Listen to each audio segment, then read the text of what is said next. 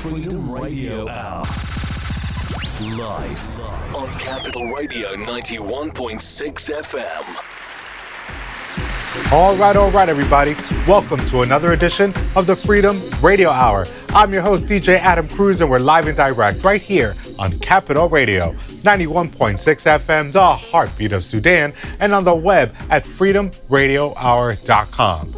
I'd like to take the time to let our viewers and our listeners know that I want to send a big thank you to all of you for subscribing, commenting, liking, and sharing all of our wonderful comments at freedomradiohour.com, as well as by downloading our free app. Just search out Freedom Radio Hour and you can get all of this wonderful music news. Because that's right, you're tuned in to your number one source for music business news and trends from around the globe. All right, let's jump out in front. So I got to go back to 2014 when the Federal Trade Communications here in the States, the FTC, they sued AT&T, one of the biggest telecom industry giants there is. They sued them because they allege that AT&T was engaging in throttling. Now remember, in past episodes, we've talked about what throttling is in the context of the transmission of data. What throttling is when a company like AT&T, they'll slow down your connection to the internet for whatever the reason.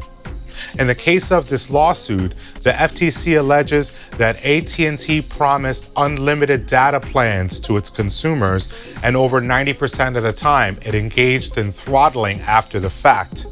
That means that it was selling a product that was limited when it claimed that it was unlimited. So that was a huge problem. So that 2014 case came about. It's the FTC sues AT&T for over $60 million.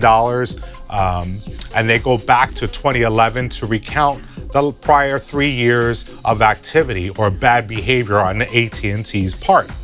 So for that, the AT&T had to cough up $60 million, which the way this works, these class action suits, a lot of that money goes to the attorneys or the legal teams involved in processing these lawsuits. And then the remainder goes to the consumers, you or I, who really felt the brunt of that false advertisement. So if you can imagine why we're talking about this on a music business show, it's because it has everything to do with our habits around music consumption. It's no secret that here in the States and around the globe, streaming music is the lion in terms of how we consume our music. What do I mean? It means that it's the primary mode these days of how we engage with music, new music in particular. The other second mode, as we've talked about before, ironically enough, is vinyl. Vinyl has taken a big chunk out of the music consumption practices of you and I think that's a good thing. But it's also really interesting how you have something that's so technologically dependent, like streaming music, as compared to something that's so analog and so technologically independent, which is vinyl. Anyhow, so back to the AT&T case. AT&T has to cough up the $60 million. That next year, 2015, it starts to do this crazy buying up spree. They called it M&A, mergers and acquisitions. So what were they up to after this decision came down? Well, if you recall, AT&T purchased DirecTV for $67 billion. Then in 2018, after a big fight, AT&T merged with Time Warner. That merger was valued at a whopping $108 billion. So by the end of 2018, you basically have a juggernaut like AT&T that has become sacked with an incredible amount of debt, over $190 billion to be exact. So in the following year, AT&T is a recipient of the Trump tax cuts. They get a windfall of $42 billion roughly, but at the end of 2019, they still had debt around the $150 billion range. So AT&T has really had a lot of explaining to do with their stakeholders, because their investors want to know what's up with this debt and what are you going to do? AT&T, of course, downplays that debt to the investors, citing that some of the drop-off subscribers that they reported in their earnings losses was really due to an intentional reduction of promotion. But that, I think the investors didn't buy, because they're like, that's quite a bit of a reduction in our profits when you compare it to before. And everything points to these mergers, these acquisitions that AT&T has been dealing with. So when I speak about this lawsuit with the FTC back in 2014, you think that this would curtail corporate bad behavior, which is why these lawsuits become very important. Well, just last week, it turns out that AT&T has had to deal with yet another issue regarding throttling. California, in particular, has issued a lawsuit years ago against AT&T, just as it was dealing with its acquisitions and it was dealing with that first lawsuit that I mentioned earlier. What was interesting was that you had California that accuses AT&T of not allowing anyone to sue them for bad behavior. So that's basically a public injunction relief. They basically prohibited consumers, you and I, from ever suing AT&T, which is a direct response to the lawsuit that I talked about earlier. Let's take a break. When we come back on the Freedom Radio Hour, we'll discuss the rest of the story regarding AT&T, and also we want to talk about some recent court decisions that are affecting music and what we think about music hits today in 2020. Come back, y'all. 91.6 FM, the heartbeat of Sudan. Freedom Radio Hour, your number one source for music business news and trends from around the globe. From author and music industry leader Adam Cruz, check out the new book, Free the Music Business, Tips and Tales from an Indie Music Nerd. Available now on paperback, Kindle, audiobook and soundtrack, courtesy of Mixtape Sessions.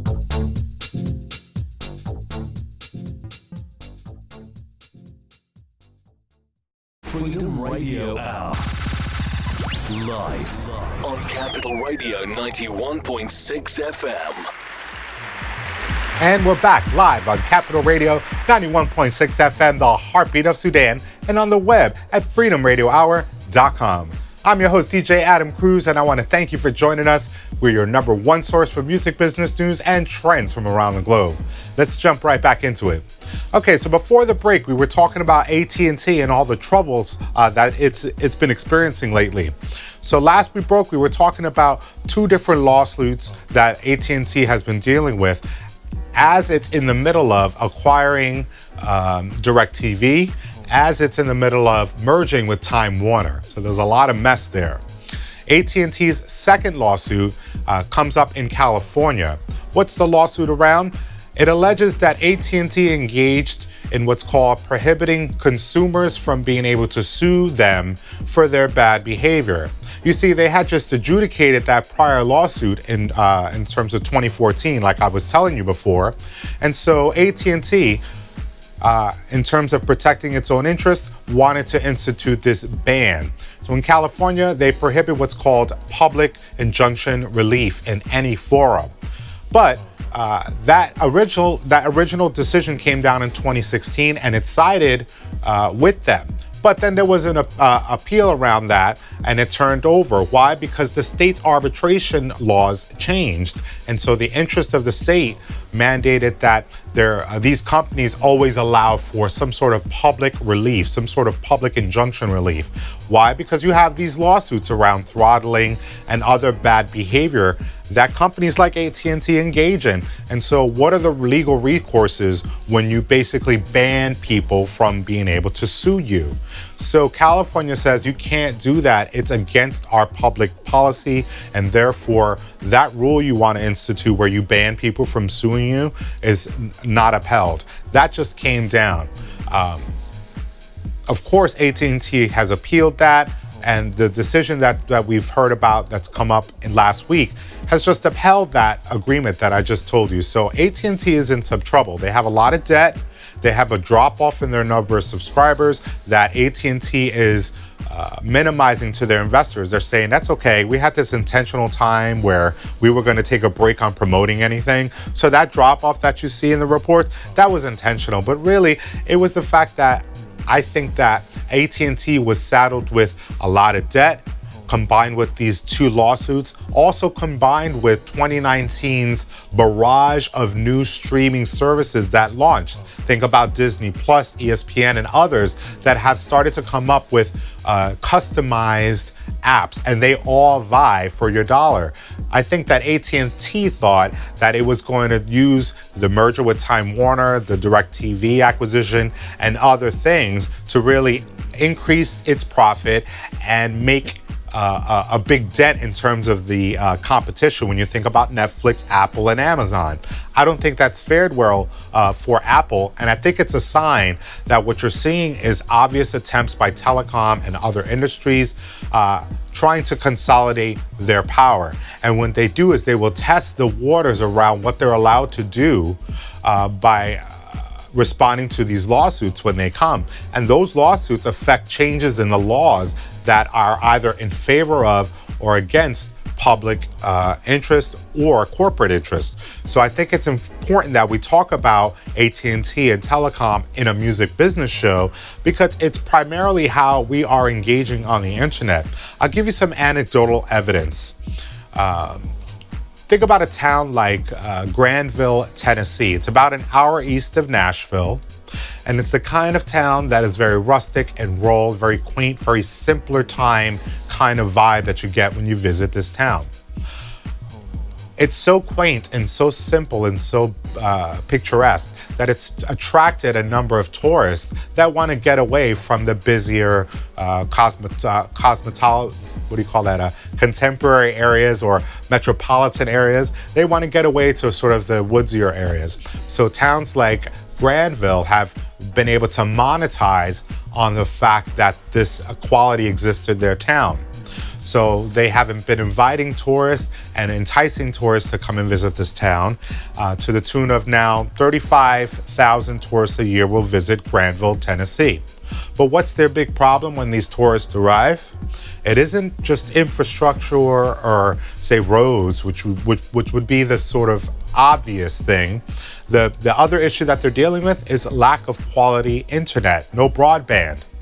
So when we think about companies like AT&T and what they're doing to slow down the connection all around, or they're advocating for the removal of funding towards rural communities' ability to access broadband, like case in point is that landline program that was removed, or that funding was removed in the Trump era, which was directly affecting the ability for rural communities like Granville, Tennessee, to access quality internet.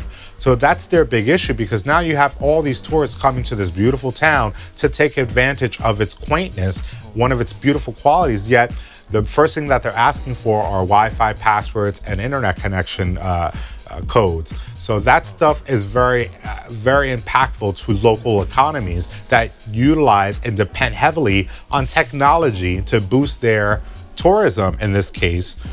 And so we need to think about when we live in towns where I live close to Newark, New Jersey, where there's a plethora of resources, especially around technology and infrastructure around technology.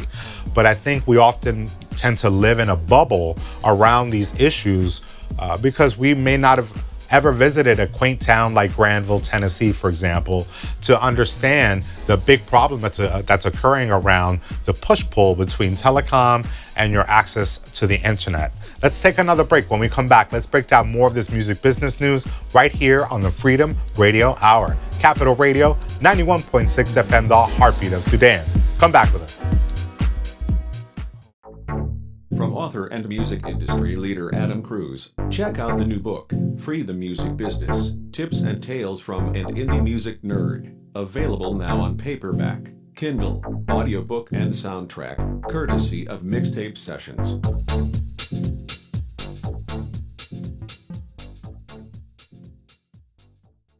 Freedom Radio Hour. And we're back live on Capital Radio, 91.6 FM, the heartbeat of Sudan, and on the web at freedomradiohour.com. freedomradio.com. You're deep in the zone right here on the Freedom Radio Hour, your number one source for music, business news, and trends from around the globe. I'm your host, DJ Adam Cruz. Thanks so much for coming back with us and tuning into the show.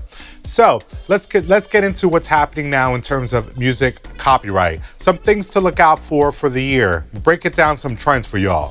So remember, in a past episode, we talked about Katy Perry and a lawsuit around that song that she produced and co-wrote called Dark Horse. You had a Christian rapper who claimed that his song Joyful Noise was an exact replica of Dark Horse, and then they went to court. Now, in terms of the court ruling, they're looking for two things. They're looking for access and they're looking for similarity. So what is access? Access is the probability that that artist may have encountered the plaintiff's song, or maybe there'd be some instance where perhaps one artist opened for the other, some circumstance that would have made it possible for one artist to know of the existence of the other work, right? That's access. The second is similarity. Does the material sound so similar to the plaintiff's work that it lends itself to copyright infringement? Okay, so we had these elements to consider in the Katy Perry case. In that case, they decided that this was in fact copyright infringement, even though Katy Perry and her team had testified that they had never heard of the song, nor had ever encountered that artist before. And the other thing that's really important to discuss is that copyright law does allow for independent creation. What does that mean? That means that two people can create a work and have no knowledge of one another's work and have it sound similar. I mean, we are talking about 88 keys on the piano, right? Or whatever the term is. So there's only a certain number of chords and melodies that one comes up with. It's only natural that you'll see an overlap in melodies or grooves. But in this case right now, what we're talking about is what happens when things start to sound similar. But these two pieces of things that you look for, these two elements, access and similarity, don't really pass the test, yet courts decide against Katy Perry in this case. And so that opened up a debate around the necessity for courts to have musicologists or at least judges that are very familiar with copyright law so that they're able to adjudicate in a better and a fairer way these cases. So I'm talking about Katy Perry's case in one. The other is the Led Zeppelin case. In that case, you had a group, Spirit. They had a song called Taurus back in the time when Led Zeppelin produced and released their song, Stairway to Heaven. So when we consider those two elements, access and similarity, there was quite a bit of similarity in the song, and there was also the argument over access. Why? Because Spirit opened for Led Zeppelin during that time, and so one knew about the other, meaning one artist, Led Zeppelin, knew of the existence of the other band and or their music. In this case, you had the courts that decided in favor of Led Zeppelin. In other words, it wasn't considered copyright infringement, and the music industry sided with that ruling because they are trying to adhere to the clause in the copyright law around independent creation, like I told you.